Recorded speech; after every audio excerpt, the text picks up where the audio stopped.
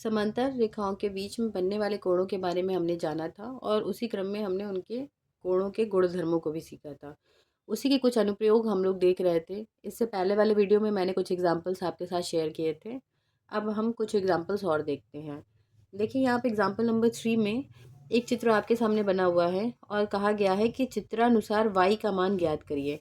y हमारा ये कोण है और इसका मान हमें ज्ञात करना है। अब इसके लिए हम क्या करेंगे, देखिए यहाँ पर 3 कोण बन रहे हैं, ये और ये एक सरल रेखा पे बन रहे हैं। तो इन तीनों का योग हमारा 180 डिग्री होगा।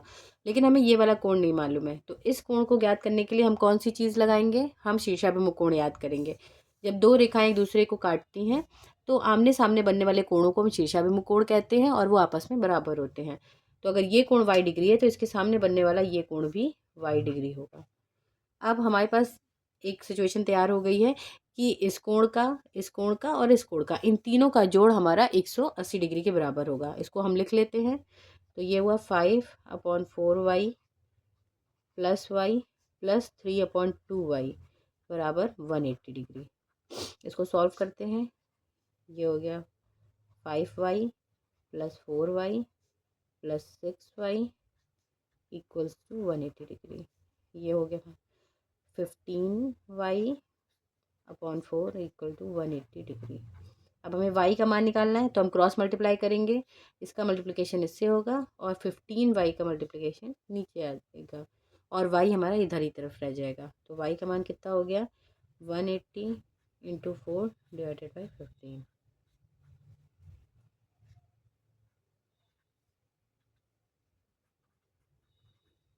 ये हमारा 48 डिग्री निकल कर के आ गया।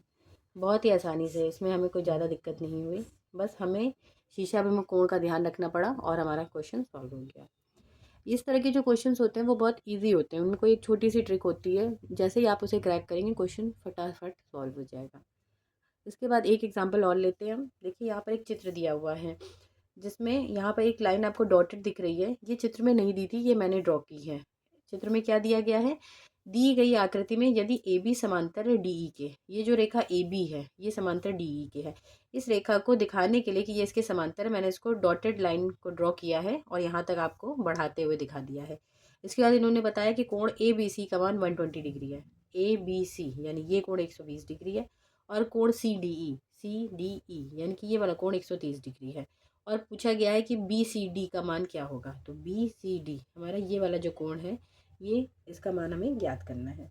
अब आप देखिए फिर से, यहाँ पर दो समांतर रेखाएं जा रही हैं, उनको एक तिरछी रेखा ने काटा, तो ये कोण बराबर इस कोण के होगा। ये क्यों होगा, क्योंकि ये कैसे कोण है, एकांतर कोण है। ये 130 डिग्री है तो ये भी 130 डिग्री होगा। इसी तरीके से अब देखिए ये एक सरल रेखा है और इस पर जो टोटल कोण बनेगा वो 180 डिग्री का बनेगा। यहाँ पर ये कोण 130 डिग्री है तो बचा हुआ कोण कितना होगा, 180 माइनस 130 यानी कि 50 डिग्री का। इसी तरीके से यहाँ पर देखिए ये एक सीधी रेखा जा रही है, यहाँ पर भी ये दो कोण बन रहे हैं, इन दोनों कोणों का योग भी 180 डिग्री होगा। ये 120 डिग्री है तो बचा हुआ कोण कितना होगा, 180 माइनस 120 यानी कि 60 डिग्री। हमारे पास अब ये दोनों कोण आ गए, हमें इसका मान निकालना है। अब हमें मालूम है कि त्रिभुज के तीनों कोणों का योग कितना होता है, 180 डिग्री, यानी कि 60 डिग्री प्लस 50 डिग्री प्लस कोण BCD बराबर 180 डिग्री है। इन तीनों कोणों का जोड़ कितना है, 180 डिग्री है। इसको सॉल्व कर लेंगे तो कोण BCD बराबर क्या हो गया, 180 degree minus 60 degree minus 50 degree, तो 180 डिग्री माइनस 110 डिग्री यानी कि 70 डिग्री। तो कोण BCD का मान हमारा निकल के आ गया 70 डिग्री। बहुत ही आसानी से हम लोगों को ये क्वेश्चन देखा हमने कि हम लोगों ने इसको बहुत ही आसानी से सॉल्व कर लिया। तो इस तरीके से छोटी छोटी चीज़ों को अगर जब हम अपने मेमोरी में रखेंगे और इन रूल्स को फॉलो करेंगे तो बहुत ही ईजी वे में हम इन क्वेश्चंस को सॉल्व कर सकते हैं। Thank you.